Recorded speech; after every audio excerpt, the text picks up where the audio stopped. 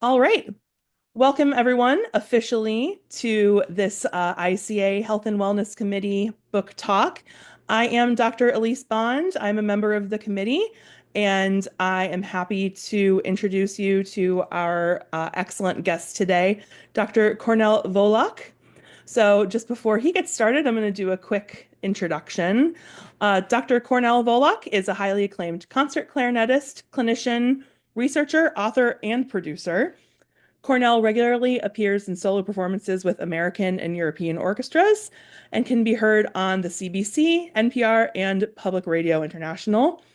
Cornell gives masterclasses and lectures in Europe, Asia, and the Americas routinely, and his newly published book, Articulation Types on Clarinet, parentheses, and Saxophone, has become a bestseller worldwide among the woodwind community. Since 2015, Cornell has used 3D electromagnetic articulography, hope I said that right, to measure tongue movements when performing various articulation types on the clarinet. His current study is focused on analyzing tongue action in single, double, and side-to-side staccato articulation. Cornell has served as assistant professor of clarinet at Queen's University in Ontario since 2018. So join me in welcoming Cornell to our book chat, our book Thank talk. So, all right, thank you. Thank you Cornell. very much. Thank you, Elise, for your kind introduction, and thank you everyone for joining us. It's a great pleasure and honor to be here, and I hope we all get through some of this material quickly so we can get to the most exciting point of the conversation, which is the actual conversation at the end. So I understand that you have some questions prepared, and we there is an order to this, so I believe Elise would like to proceed. Sure. So, first, I was just going to actually give you an opportunity to introduce yourself in your own words and tell us a little bit about your philosophy behind embouchure. And of course, we'll get more into your fascinating research in detail. But yeah, why don't you start just by telling us about yourself in your own words? Um, I like oranges. It's always hard to start. You never know what to say about yourself. Um, that's why thank you very much for doing that for us and for me. Let's get straight to the topic. But I would like to, before we get into the technicalities of embouchure and what it does and what it is, I would like to offer a few thoughts on embouchure, just to provoke, well, that's a big word, just to inspire uh, maybe an alternative way of thinking about embouchure. Because very early on, it became clear to me that what makes embouchure unique is how does one think about it, really? Because because the embouchure phenomenon occurs at the junction between the physics of the instrument and the actions of the body. So there are two very profoundly different worlds meeting in one place, and they have to interact and they have to adjust and work together. So one is organic, one is non-organic world. So this is how I became super interested in studying embouchure scientifically as well. And I think that in order to approach the conversation about embouchure, whether in a setting such as this that we can, discuss it and share experiences and raise questions, or in a setting of a teaching studio, it's necessary to divide the approach into technical and philosophical because we're dealing with something very elusive at the same time. And this is where I would like to just stop for a few minutes at the very beginning of our meeting here today and take a sec to explain my approach to embouchure. So perhaps that would shed light on the rest of the conversation. So the first approach, the technical approach, is necessary, obviously, um, because it deals with embouchure parts such as, muscles, ligaments, bones, joints, and every part of the body that actually participates in making the sound. which goes way beyond just the oral cavity and facial muscles.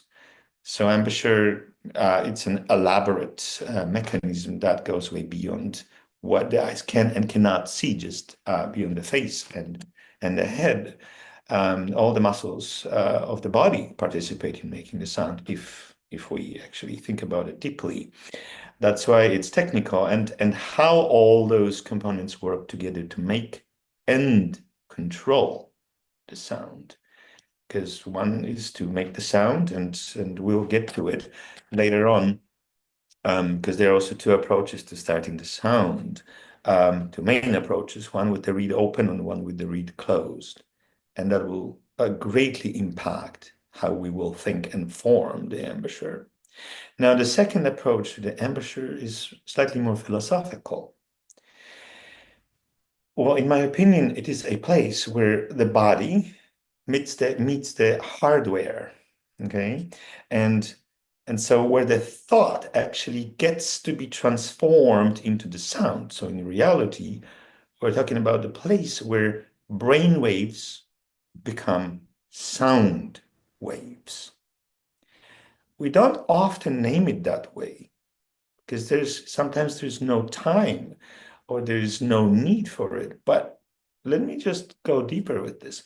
So if we think about the embouchure of that this is a place, that changes things because we're not thinking about it only through its function, but also through its nature. And that will greatly impact the aesthetics of the sound, its color, and the control of it. So in that place, our musical thoughts get to be translated onto a reed. And that has incredible implication, actually, because that on its own already suggests the level of flexibility of the embouchure that is needed in order to accomplish this. What it means to us individually will help us create a unique sound. So just let's pause there just for a sec, right? What kind of a level of flexibility is required from all of the muscles that participate in forming embouchure in order to transform an electrical thought into an acoustical wave through a reed, to translate it onto a reed. It's incredibly complicated and very delicate. Why is it important to think about it this way? It is because, for a couple of reasons. How one thinks about this from the inside out and from the outside in will determine what kind of control level, the level of control one will get, where one will stop with going further with control. And honestly, the road can be as long as the leading thought towards transforming the thought into the sound, or as short as one's daily needs of playing, of performing. Because some people play once or twice a week in the clarinet choir, and that gives them joy, and they do not need to go beyond what's needed in order to enjoy playing on that level. Some people just have an orchestra or chamber music or even solo, positions somewhere, and they need to be more advanced, so they need to think more about this. And then there are us here who need to be able to explain the inner workings of the embouchure to the next generation of players in a systematic yet attractive way.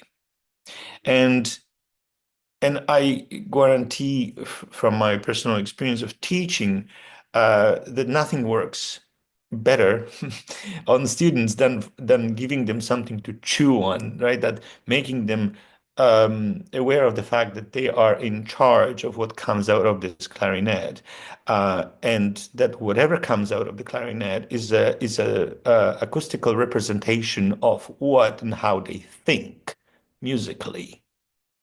And that is That is a profound thought. That actually makes students really own the subject and become fully in control of how they practice.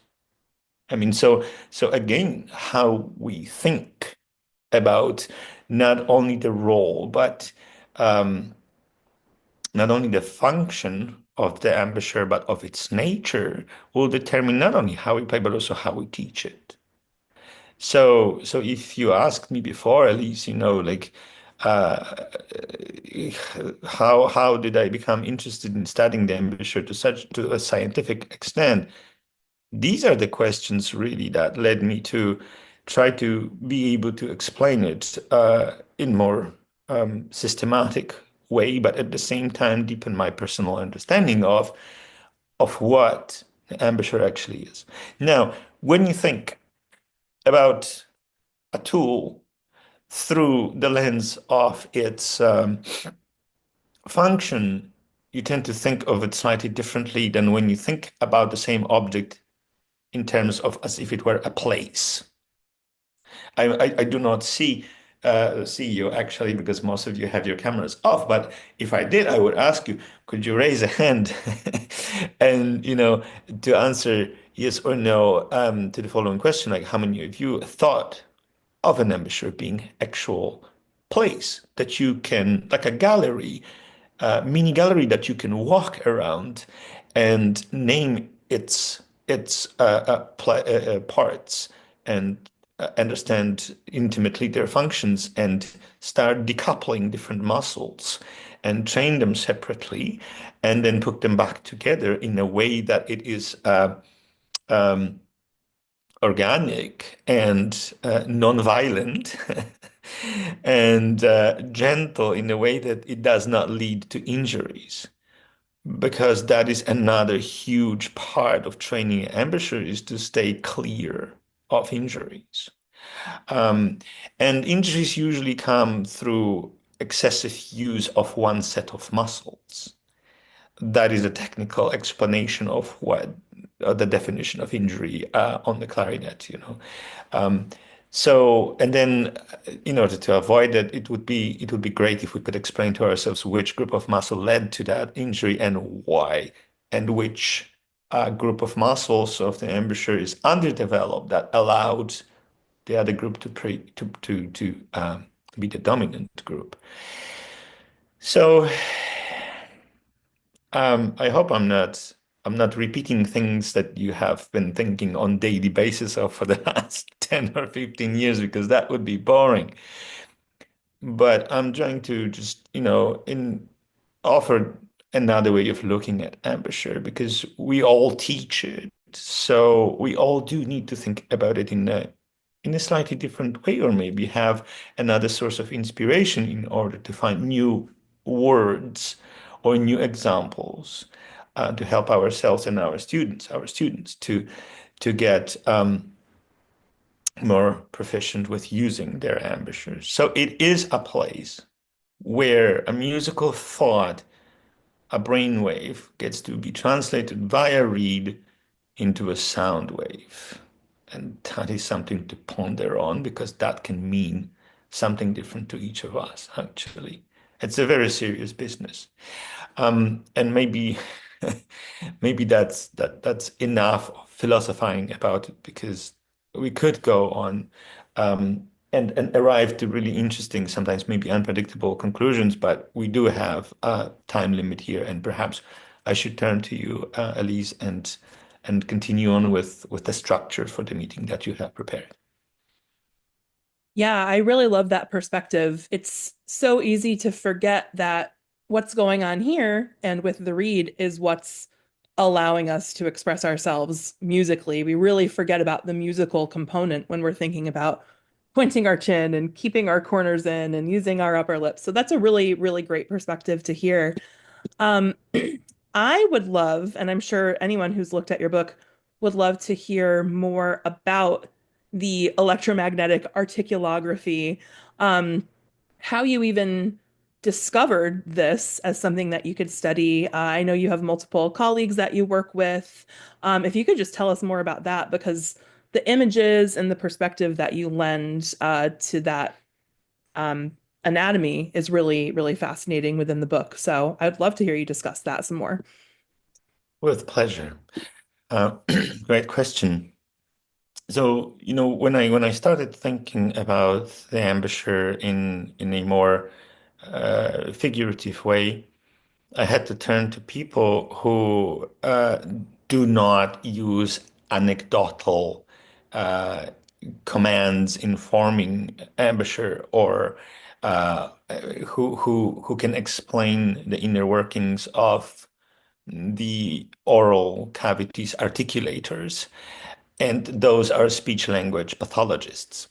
These people have the knowledge, the skill, and the tools in order uh, to research these things. And there's been a lot of research done on tongue and on jaws and on vowels and etc. etc. Actually, volumes and volumes of it. So I did reach out to the University of Toronto, the Speech-Language Pathology Department, and it turned out that one of the leading professors there, scientists professor, he himself used to play clarinet and had personal interest in developing more systematic methodology for how to explain the embouchure. And so he offered access to electromagnetic articulograph. What it is in brief, it is a huge electromagnet that hangs above your head. I'm going to show you pictures about, and then a bunch of tiny little coils that are glued to different parts of the mouth and head and tongue that are moving while playing within the electromagnetic field. So this is the most precise known method of tracking tongue displacement. No video camera can do that. No X-ray or whatever. Any other modality is too approximate, shall we say. Now let me show you, let me share the screen with you and show you how it looks. So this is how I was prepared before checking out the tongue displacement within the electromagnetic field. So some of the coils were glued to hard bones, like places where bones are hard, in the head, and also like here behind the ears, some of like behind the ears apparently, and here and on the nose are the bones that do not move relative to the soft tissue within the mouth that is working when we play. So the tongue is moving, the jaw is moving, the cheeks are moving, and all of the muscles are moving, but the bones are not. So this is very important to have the reference points. Um, as you can see, there are three coils glued using the acrylic glue that is biodegradable. Just for the sake of your worries, you could even like it dissolves and it's biodegradable, so it causes no harm. Um, you see there, the first coil is glued closer to the tip of the tongue. The middle one is glued about 2 centimeters above that, which would mark the middle part of the tongue. And then 2 centimeters up the tongue is the one that is connected or begins the area that is called the back part of the tongue, uh, called tongue dorsum. We'll get to that later. Each of the areas of the tongue is responsible for a different thing different action, different type of control when we play the clarinet. That's why we had three coils glued to my tongue, because the tip of the tongue controls the articulation, the middle part of the tongue controls the aperture between the upper palate and the tongue, so it can control the speed of the air and the volume of air in the oral cavity, and then the highest one or the lowest one, depends how you look at it, the tongue dorsum part controls alert, alert, the register changes. Anyways, we'll get to that. If you are curious about it, I'll be happy to talk more about it later. And then they put me under this massive electromagnet here. And then I was performing different drills, different articulation types, a single tonguing, double tonguing, triple tonguing, side to side, lateral tonguing, vertical tonguing. Um, we went really, really far out there with what I was doing with my tongue, and all of the micro movements within my mouth were recorded because the coils, you see, the coils are sticking out of my mouth throughout the left corner of my mouth, my lip. And so a person was sitting next to me, and on a big screen, they were recording the micro movements um, of my tongue. All of that was being measured relative to the heart bones that are not moving. This is how we were able to understand which way the tongue was moving. And one of the most shocking discoveries for me personally was the fact that while tonguing, articulating notes, the tongue moves in all directions. Like that is something difficult to wrap your mind around because when we think about tongue actions, it goes either back and forth or up and down or whatever. No, it moves all over at the same time because the muscles of the tongue are just organic tissue that only goes towards the direction that we think of it that should go. But how it gets there, uh, it's very individual. Like if this is the reed and this is the tongue, it can get there really simply, or it goes with twists and turns depending on the length and strength of different muscles in the tongue. I had no idea. It turned out that most of the time, I'm touching the reed on the left hand side of the reed, apparently because the left, sorry, on the right side of the reed, because the right side of my tongue musculature is stronger, and therefore the muscles within the tongue are shorter, so they're pulling the tongue to the right. It makes perfect sense, but who thinks about these things, right? But what do you do with this knowledge? Well, it depends how strong, how hard you think about it, and then depends how um what set of problems one does have. Then the remedies can be found uh, based on the knowledge of how your tongue actually works. But that's not necessarily the point to bring to the conversation because no one has that sort of machinery in their studios, and that would be insane to be a teacher using that kind of hardware. But it is important to understand that nothing is set in stone, and this is a delicate, dynamic thing that is moving all the time. I also found out how the jaw is working during playing, that it never stays still. That's a preconception that I had before. What does it mean? That means that the pressure on the reed is changing, and depending on the articulation type used at the moment, it changes to various degrees. What does it mean? It has an impact on the sound, and it may actually create problems in a high register, which it does. Um, so, for instance, in brief, it turns out that, for instance, uh, the double tonguing in my case, for instance, we checked five people. We had five subjects to check different articulation types on five different people. And it turns out that in 4 out of 5, um, double tonguing does not work above the high G, which makes perfect sense because the back of the tongue goes has to move up and down when we say T key. And then when the tongue goes to the key position, it goes back up, which is the opposite direction to where the tongue needs to go in the high register. So in order to offset that, um, I started using three different types of articulation in my day-to-day performance, which is that's an interesting thing, I think.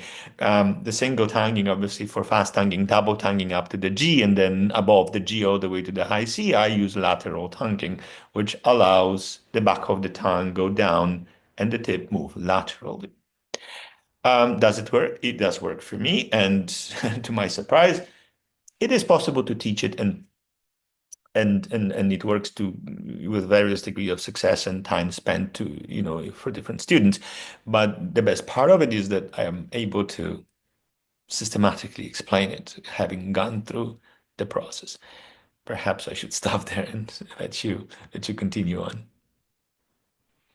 That's great. I wish we could have that machinery in our studios as teachers because I find one of the hardest things is, of course, you can't see what's going on inside of a student's mouth. And I often wish that I could, but maybe someday. Um, yeah, so shifting a little bit, talking more to the idea of decoupling and isolating the different muscle groups. I've been thinking a lot about that since going over your book and how I can apply that in my playing and my teaching. Can you talk a little bit more about why this concept is so important? I know you mentioned it in the introduction a little bit about um, injury prevention and that sort of thing, making sure all of the muscles are kind of equally developed. So I'd be interested to hear more about how you use the concept of decoupling in your playing and teaching and why that's so important in your opinion. Absolutely. You have a talent of asking the most important yet very complex questions. But let's get to it. Decoupling. The idea of decoupling different embouchure muscles comes from the fact that very often you see, I have to think twice about it. Decoupling. Through decoupling various groups muscles from one another and through training them separately, a player begins to increase their awareness of the parts that participate in the embouchure formation. What that does is it begins the process of self-teaching um, and self-reflection, which is where we want ourselves and our students to get to. Decoupling is very popular in sports too. For instance, take tennis players. They spend most of their time developing different groups of muscles in the gym, right? At the gym. And then they go onto the court and then they blend all of these trained muscles together and that allows them to be in better balance and be quick.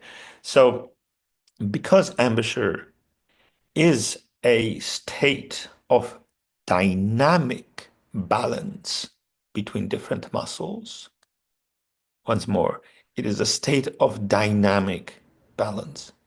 What does it mean is that nothing within the embouchure is set in stone. So the moment we start playing, even on one note, we are making adjustments all the time. They are on a micro scale, but nevertheless, they are happening. So, but then when we change registers, for instance, and we do need to make larger adjustments, consciously, we need to know exactly which area of the embouchure needs to anticipate, for instance, a big jump, like a big leap, register change and so on. So this is where the idea of decoupling different muscles come. So we might get back to it slightly later because I know you have more questions, but I hope I answered your question in at least in broad strokes.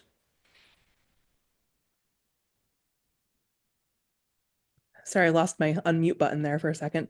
Yeah, it's it's really great to think about. And I know that an instance I've been coming across that thinking of decoupling has been helping me is when we teach our students embouchure, because I have a few students who are just starting to work on it.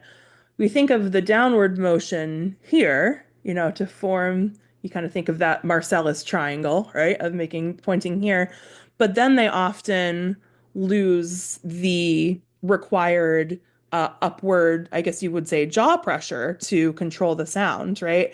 So that leads me to one of my next questions, which is actually that um, we are told as clarinet players not to bite, right? And of course, biting is, if we're excessively biting, that's not a good thing. But there is some jaw pressure that is necessary to control the sound. Um, you talk in your book about the aperture, the space between the reed and the mouthpiece, which is just, tiny, tiny space.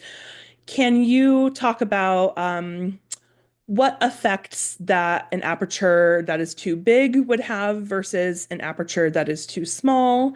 And of course, we'll get into a few demonstrations of the exercises, but just what impact that can have on the playing. Because I think jaw pressure gets a bad rap when it comes to clarinet playing. So if you could expand upon that, that would be great. Yeah. Yeah, jaw pressure. You cannot live without it because the entire embouchure really and the entire control is wrapped around the jaw pressure because we do need jaw pressure, but you cannot live with too much of it.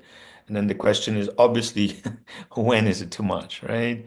Um, I will explain when it is too much when we get to actual demos later after, but I would like to address your question.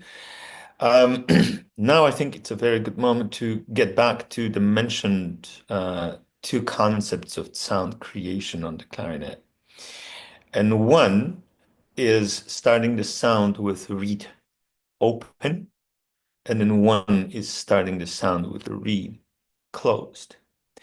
And then that will call for a very different lower lip pressure on the reed and a very different amount of reed being inserted into the mouth, into the oral cavity. If you want to start the sound with the reed closed, which is literally blowing slowly, more increase, air with an increased amount of pressure through a closed reed, it calls for less mouthpiece and less reed in the mouth to control the tip of the reed. And that is going to give you a very different color of the sound, obviously, and a different type of control. Now, starting the sound with the reed open, that will call for a completely different approach, almost the opposite approach. You will need more reed or more mouthpiece inserted into the mouth, maybe slightly more lip rolled around the teeth, and definitely more jaw pressure because you will be lower on the reed, where the reed is thicker and requires way more control. And that will yield a very different result as far as of the color of the tone and control of the intonation at the same time. So it depends what type of player you are and how you generate your sound, how you think of the embouchure. You will choose either one or the other as your general way of thinking and starting the sound. But definitely then you will be mixing the two depending on the color of the phrase and etc., etc. That is the highest level of flexibility of the embouchure. And it calls for the most control. Now, let me share the screen with you again. Now, these are the three main parts of the tongue that we were discussing. This is definitely the tip that goes into the direct contact with the reed in order to stop it and start it. And then this middle part here then is the the middle part. And then this bit here down is the tongue dorsum, which controls the register changes. As we talked before, we can't really dive into it too much because we are running out of time. But then here is the area that you are addressing. And depending on how much of the mouthpiece wedges into your mouth will determine the aperture of this. This aperture will be directly determined on how much reed and mouthpiece wedges into the mouth, because it is the top, the roof of the mouth that reflects the air that comes from the lungs, hits that bit here, this point, and then gets redirected into the mouthpiece. So depending also on the angle and of the clarinet in your mouth and the amount of the mouthpiece and the reed inserted into the mouth. That aperture here definitely is responsible for the volume of the air entering and this in like being squeezed or not. You know what happens with the airstream in the mouth is going to be determined by this aperture, which means it will speed it up or slow it down. If this goes up, if the tongue goes up, the aperture is smaller. And if you increase the pressure from the diaphragm, definitely the speed of the air will be much faster and it will hit the reed and excite it in a more decisive way. And then again, depending whether it's going to hit a reed that is open or it's going to hit the reed that is closed and it has to get squeezed through it. So you see, again, at least there is no simple answer what it is going to do for everybody. There's no blanket, for everybody. It really depends on how the sound is being generated by a player. I hope I at least addressed the answer to your question. Yeah, I think that's a great transition into you demonstrating a few of the drills that you find the most helpful in your teaching and in your playing, because as you mentioned, it is different for everyone. So you have so many drills that help individuals and teachers find what works best for the student or yourself. So if you could show us maybe the three drills that you find yourself using the most consistently, find to be, of course, they're all important, but the most important of all of the important ones, I think that would be really helpful and really interesting for everyone. Certainly. What time we have? 15 minutes to the hour. Perhaps we can go over. I will try to be quick, um, because the rest is really explained thoroughly in the book. There are 10 drills altogether in the book. Each of them is helping with raising awareness of the embouchure on an individual level in a different way. And then each of them is helping to decouple different muscles from one another in order to help develop the underprivileged groups of muscles. One of such underprivileged or maybe a group of muscles or a group of muscle that gets least attention really.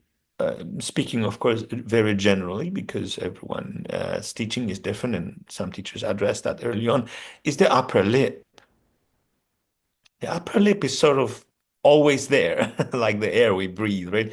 But what to do with it? And when is it important to have that upper lip activated and flexible? And what does it really do? Is we don't think about it too often enough. So if there is an excessive amount of jaw pressure, what happens is that when we bite on rolled in lips, just as an example, if I bite on it, it rolls out, basically. So if there's too much jaw pressure, the embouchure gets thin and kind of smiley, and we lose control over the corners of the lips. Because simply we do not have enough power in the small muscles to form a nice ring if there is huge jaw pressure constantly squeezing out the lips. So one of the ways to address this issue and to help regain some sort of awareness of the upper lip is uh, is this drill that I call lips versus jaw, how appropriately named. So I let you just watch it just for a second. I will get back to this tiny little GIF. Now I will get back and present and explain it to you using my own thumb and mouth. So in order to decouple these terribly strong muscles of the lower jaw from these little muscles here, I devised this drill called jaw versus lips. When you take your own thumb, you rest it on your upper teeth, just like that. Then very gently touch the nail of the thumb with the lower teeth. So you're not biting, just touching. And then you move the entire ring muscle formation from the middle to the right, from the right to the middle, from the middle to the left, and back. So, and then without allowing the teeth and the jaw to follow the lips. Okay, so there should be no movement of the teeth on your own thumb. So I'm touching and then to the left, middle, to the right, middle, to the left, middle, to the right. So the corners come and go, and this does not follow the lip. If your student can do that, then they will have to diminish the jaw force in order to feel it when they play so they can keep controlling the corners. So again, they will have to open, slightly open, not completely because they would lose the sound, the jaw in order to gain more control over what is happening with the upper part of the upper, of the embouchure. So the other one that is very much simple. This one is a complex one, right? More simple one. I have only two more to address. Is called I called it silent forte, and hold on, and it's here. So you ask the student to form the embouchure around the clarinet, to open the jaw, but keep sealing the lips around the mouthpiece. And then I open. And then blow as hard as possible without making a sound. Now, easier said than done because then the clarinet starts squeaking and so on and so on. And that is decoupling really the jaw muscles and from the lip muscles and then the lip muscles from the diaphragm muscles. Because if the diaphragm works too hard, the clarinet starts squeaking like crazy. And the idea is not to make a sound, including squeaks. Okay, no squeaks allowed. That really helps the student to understand how to use the air actually, to bypass all these complexities of the embouchure. Just use the air and see how much or how little air they can blow through the instrument without making a noise. Once they get that idea, then I would just add the third one, which is called Bite Me Not. How appropriate. Bite me not.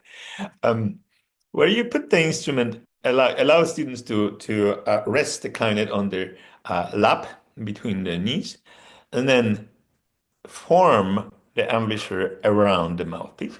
Huh? Then open, drop down the lower jaw. Mhm. So the upper teeth are not touching the mouthpiece. Yeah? Mhm. Open. Mhm.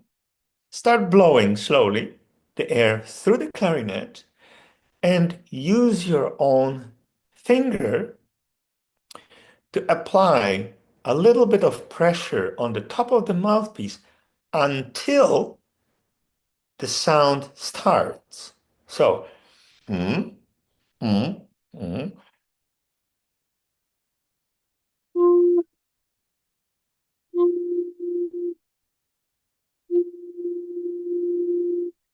And allow the student to understand how little pressure the mouthpiece needs from the upper teeth. I mean, of course, it's all about the lower jaw, but from the upper teeth in order to create a sound. So now there is this idea that is floating around my studio that you're supposed to use as little pressure as possible or only enough to make the reed speak and create a sound that is in tune. Any extra inch of energy above that leads straight to biting. And obviously, it is more complex because in different registers, that pressure will vary. However, the principle is something that we can work with, right? I mean, it opens up a healthy conversation about how little pressure do I need in order to make a sound. Well, you can check it out with your own finger, but you have to bypass the upper teeth. Huh? All right, so this will be like the three main um, main, most practical, I would say, drills out of the 10 that I very often use. And I ask students to repeat them once in a while, like they play a study and in the middle of the study they start squeaking. So I say, stop, decouple, just for a second, continue on. I mean, that raises the awareness. So it's not just the fingers and articulation, but then controlling the pressure that comes from the lower jaw. Great. And of course, these are all in a lot of detail in your book. In case anyone here hasn't looked at them yet, I really encourage you to. They're really excellent. Um, and I look forward to using them with my studio starting next year a lot more. I have one final question I want to ask, and perhaps it would have made a little bit more sense earlier, but I wanted to make sure we got to the demonstrations.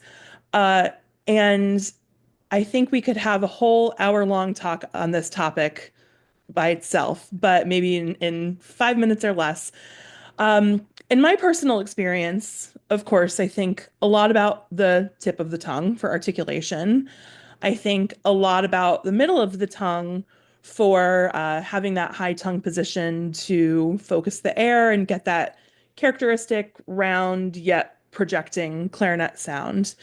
Um, Something I haven't thought much about, and many of my teachers either said, don't worry about it, or talked about a little bit, is the back of the tongue or the tongue dorsum, which, of course, you've said controls to an extent the register changes. Can you just talk about that a little bit? And I'm curious, maybe people can write in the chat if that is a common experience that they've thought a lot about the tip of the tongue and the middle of the tongue, but not so much the back. And just talk about really why it is so important to be aware of that. And if it is a more advanced technique, or if it's something that you would even encourage intermediate students to start thinking about and for us to start teaching intermediate students about. Thank you for that. Wholeheartedly, I support making students think as early as possible about the most difficult aspects of clarinet playing. The earlier they start thinking about it, or the earlier we force them or encourage them to think about it, the better for them. The more time they have to understand the issue in different aspects of clarinet playing. Okay, to your question. I asked my students if when they play the high C, they ever got the undertone like this. All the hands go up. And then I play a low E and I ask them if this ever happened. If that ever happened to them, and they raise their hand and say, yes, it happens. So I say, look, um, these are simply two different embouchure settings applied to the wrong register. That's it. There's no more to it. And then, because as you requested, let's do it in under 5 minutes or less. The so-called Adam's apple in the low register needs to go up in order to, let's say, this will be anecdotally explained, but I want to work on your imagination more than anything because we would have to go into the acoustics of the instrument and into the formant frequencies necessary that we need to create in order to get the instrument to speak, to react to it in different registers, which means basically boils down to the right volume of air, the volume of oral cavity. Because if we say he, the volume is tiny. There's no space in the mouth. If we say haw, we create more volume. That changes the form and frequencies that correspond to different registers. So, but now going back to just anecdotal explanation, um, if you play the low note, the Adam's apple needs to go up as you want to play with a really fast stream of air because you need to excite the entire reed to vibrate because it's the low register and in the low register the entire reed vibrates. The higher you go, the less of the reed really is responsible for making the sound. And above the high C, probably only like a quarter of an inch of the reed is vibrating in order to create the altissimo register. And in order to excite that very delicate tip of the reed, all you need is warm air to send in delicate warm air, which happens when you open your tongue dorsum when it goes down. So when I play low E, I say he, this goes up. And then when I go to high C, before I release all the fingers, I have to go down. So I get that legato.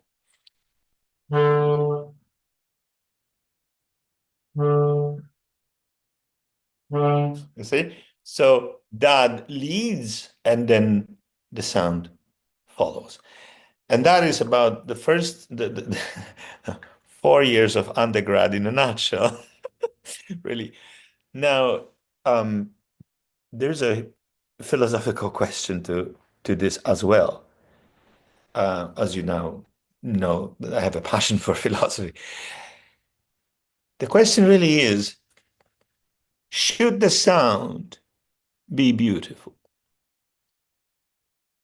Is it necessary for the sound to be beautiful? Is that even a standard that we need to be discussing or not teaching? Sorry, discussing we should, but should we even teach that? I mean, you probably do not you do not probably perceive my voice as beautiful, but it is communicating, it's articulating, it's flexible, and it's expressive.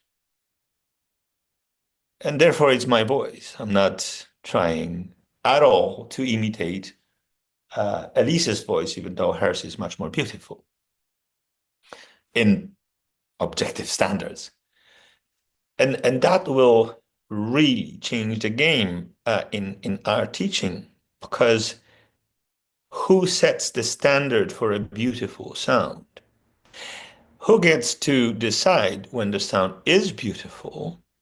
And after that, what are the criteria for the beauty in the sound?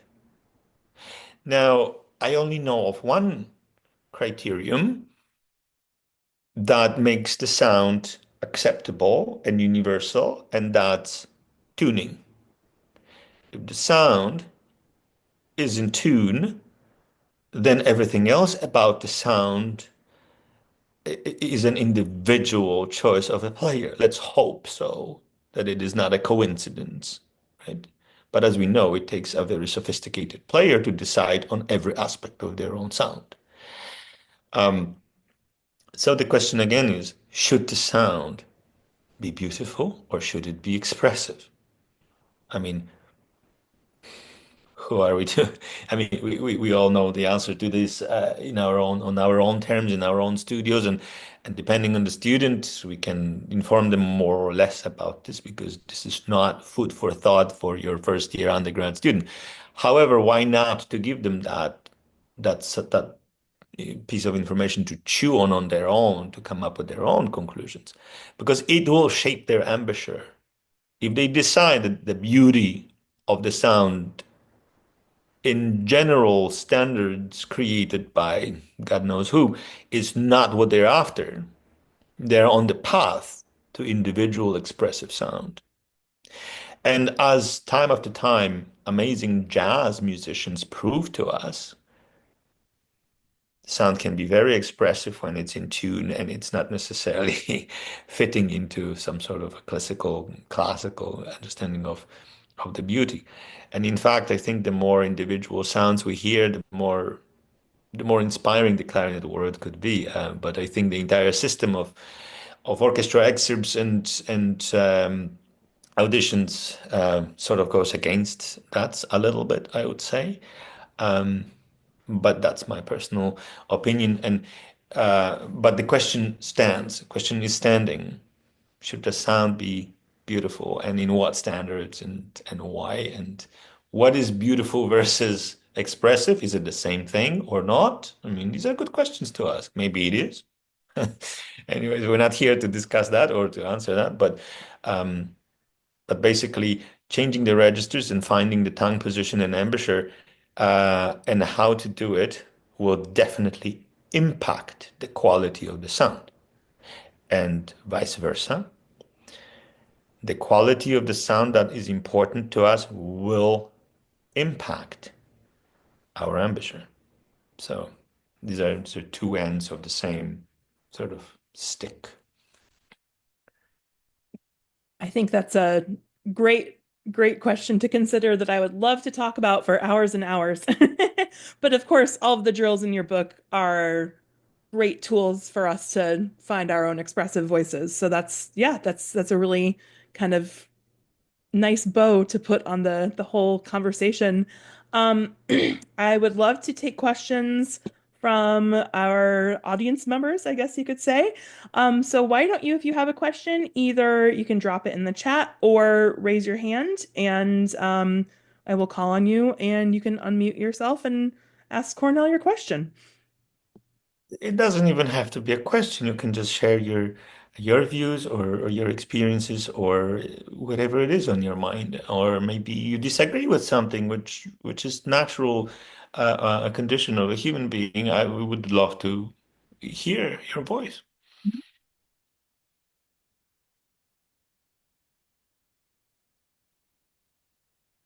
Aileen, Hi. good to see you. I think this book is incredible and has changed kind of my pedagogy for my college students. Cornell, I'm really curious if you had a very fresh beginning student, like what are some of the things you might say without going into the same kind of detail, especially for little kids. Yeah, that definitely depends on the individual student. That 1 hour of clarinet lesson for the student very often is the only time a week that they hear their own thoughts expressed through the clarinet and turned into the sound.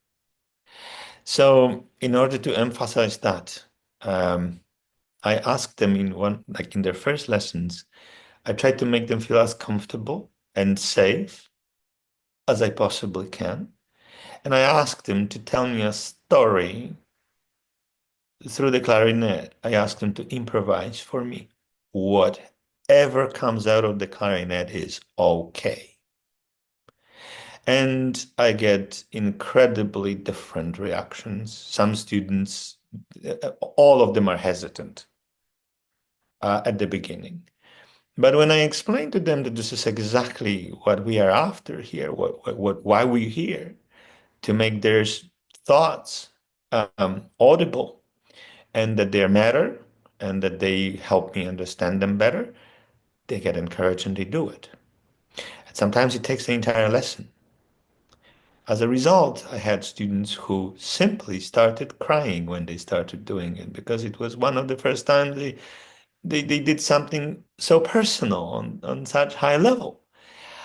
For me, it's incredible because at this moment, then I hear exactly what it is that I'm dealing with in terms of the embouchure itself, because it is the most natural state of their embouchure ever, because they are not stressed out reading music. They are not stressed out thinking about the mistakes that they're about to make reading the music, and especially if they see me for the first or second time in their life, right? The first time being the entrance audition for the school. Um, very often I ask students to pull them out of their comfort zone, to simply play the same thing they just did if they use music with the mouthpiece turned upside down, um, and to reverse the embouchure. That I can see on through the expressions of their faces that they're really thinking. Then that really makes them turn the wheels in their heads. I ask them for different drills. I explain the drills and I ask them the drills. I ask them to play a scale, not from music. I want them to get more intimate relationship with the instrument. So they need to figure out the sequence of the notes on their own using their own ears. So I teach them early on that, the only thing they compete with is their former selves, that there is no unhealthy competition within the studio, whatever. So if they're not using music, the only way to grade their own progress is through what they hear. Um, and then thirds, and then arpeggios. Um, of course, slowly I introduce, for instance, the most difficult thing for students is the chromatic scale at the beginning. So I introduce chromatic scale with drills, chromatic scale in triplets, quadruplets, quintuplets, and I don't tell them that it's difficult. I, I let them find out on their own, and sometimes they don't see this as a problem. So yeah, there are ways of communicating the idea that the instrument, the clarinet, is called an instrument, like a hammer. A hammer is an instrument that fulfills a different function. Clarinet is an instrument that fulfills a function of allowing me to hear your thoughts. So I really start to reprogram their approach from day one, that whatever comes out of the clarinet represent the order of lack of it, of their thoughts. And that makes it very personal and more trustworthy of a process, I would say. I hope somewhere in there I answered some of your questions. We have a question from Sean in the chat. He asks, what do you find are the biggest adjustments in tongue position between clarinet and the larger family of instruments like saxophone or bass clarinet, or I would add E flat clarinet also. And how would you introduce these adjustments to a clarinet student just starting to double?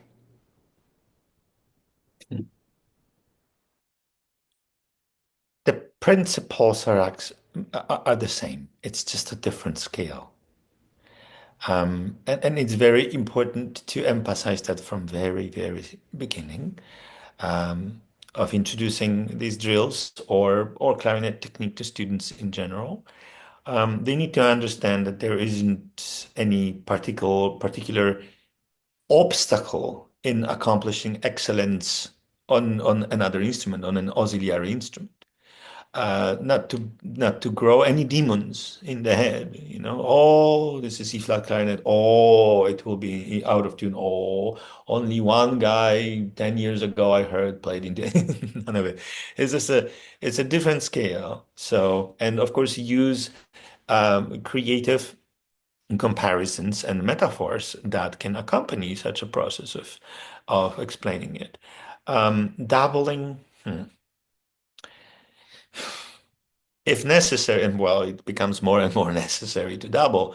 However, doubling early might be a little confusing because, if, for instance, if you simply get your palm of your hand in front of your face and you start blowing against it, and then blow, for instance, 5 times in a row, and then 5 times the pressure of the air puff will be different on your hand, but you may not even notice. This is how subtle differences are between different instruments' back pressure. And early on, um, students are not used to even a proper back pressure responses on your regular soprano clarinet. Now, if you give them a bass, oh, they won't even notice how different the back pressure is from the instrument. But then they will start using fours. That's the danger. I would at least let them one semester on one instrument, if possible a year, just so they settle on one thing and get used to this as their reference point for other types of instruments. All right, we have a question/comment from Cindy, who says, very interesting discussion regarding the question, what is a beautiful sound? She says, as a more mature player, playing since 1968, over the years, the answer to this question for her has changed. She thinks maybe this is the same for others. What we like today in 10, 15 years may be very different. So I think that's a great thing that you brought up, Cornell, to consider. And then Mary Beth says, just a comment, I'm returning to playing clarinet. Throughout my 10 years of taking lessons, I never had anyone teach embouchure like this. And I could say I have never had anyone teach embouchure like this either. And she bought the book, and it's helped her become aware of good habits, or become aware of bad habits and learn the good ones. So I just wanted to highlight that as well. I would like to speak to Cindy. Yes, Cindy, you're touching something very human here. You're addressing something very human. I mean, you're playing since 68. So as a grown person, you've changed as a person. We all do. Um, so obviously we go through changes, physical and mental. So does our sound. Um, Once that happens, and we notice those changes in our bodies, in our approach, and in our sound, then we begin to understand how complex is to talk about beautiful sound. Because if you, for instance, if you exchange the word sound into the word character, which is something that gets adjusted, or body, a word body that gets changed throughout the years. And if you say something, okay, I'm going to teach you how to have a beautiful body, like, well, would you say that? You know, would you even strive for, telling someone how to look in order to be considered beautiful? I mean, as a society, we wouldn't go there because it's a personal thing. But somehow it's okay to say, how your sound wasn't beautiful enough, like, hmm, well, and well, that really opens up a new conversation right there. So thank you, Cindy, for your comment there. Um, Talking about returning to playing clarinet. Um, that is wonderful, Mary Beth. I'm so happy that you decided to go back to your old friend and discover a new. And I'm pretty sure that you have an interesting um, perspective on the clarinet after returning it, after some time. Um, Perhaps we all should return to the clarinet after taking, I don't know, a month or whatever, maybe 10 years. I mean, imagine how different you would think of the embouchure of the clarinet if you quit it for 5 years. Um, Sometimes when I teach a lot and I do not have time to practice, because let's just say it out loud, there's not always time to practice. Not even when I have to get to perform a lot, I do not have time between performances even to practice. But then when things calm down and I do have time to practice, I'm always amazed, how different sensations from playing shape my understanding of what I've been doing for the last almost 30 years or what.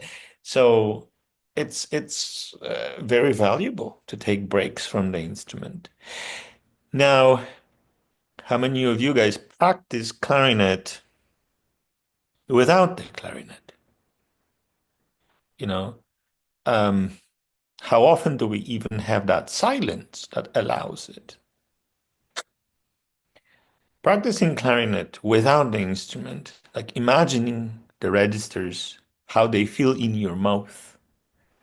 Not just fingers, right? Because that's what we often understand as silence practice is to continue on gaining more technique and memorizing pieces or practicing without sound. But practicing in your mind without moving a finger, trying to imagine the register changes or the legatos that we have to do only in your mouth. And that is something that raises awareness right there. So the reason I put those drills into a book is trying exactly to inspire people to practice without the clarinet. That's like the ultimate goal, to have it all figured out with the clarinet and to be ready to practice without it. Yeah, because look, I mean, you can stop talking and you can keep talking in your head, right? I mean, that's a language that we are using all the time. Just because the mouth are not moving doesn't mean that we do not talk to ourselves all the time. Same with the sound, same with the clarinet. Oh my goodness. You must think that I really love the sound of my voice by now. I don't talk this much on daily basis, but I appreciate your patience in not leaving the room, really. Yeah, I think everyone can agree. I really love hearing your perspective. It is so different from so many perspectives that I think we hear. So, if there are any more questions, perhaps Cornell, would you mind dropping your maybe email address in the chat so people could email you their questions if they had any? Definitely check out Embouchure Drills if you haven't yet. It's really fantastic. Like I said, I can't wait to dive into it even more in the fall with my students. And I think we'll all just join thanking you so much for taking your time out today. And thank you everyone for joining. Absolutely. It's been a pleasure. Oh, new faces right there. You've been there all this time. Pop in at the end. Yeah. Please do contact me if you like. I'm happy to hear from people. You'll be surprised how many people after getting the book and going through it, it's the second book, they start conversations that go for months and months about their students and their students' development or their students' obstacles, and it's super engaging. I think this is how the community gets stronger, honestly, talking about trying to helping our students or each other. Basically, that's who we are at the end. We are communicators. We're musicians, right? So I think it's good for us to talk about and solving problems together. So please do drop me a line anytime you feel lonely in your pursuit of your ideal ambition.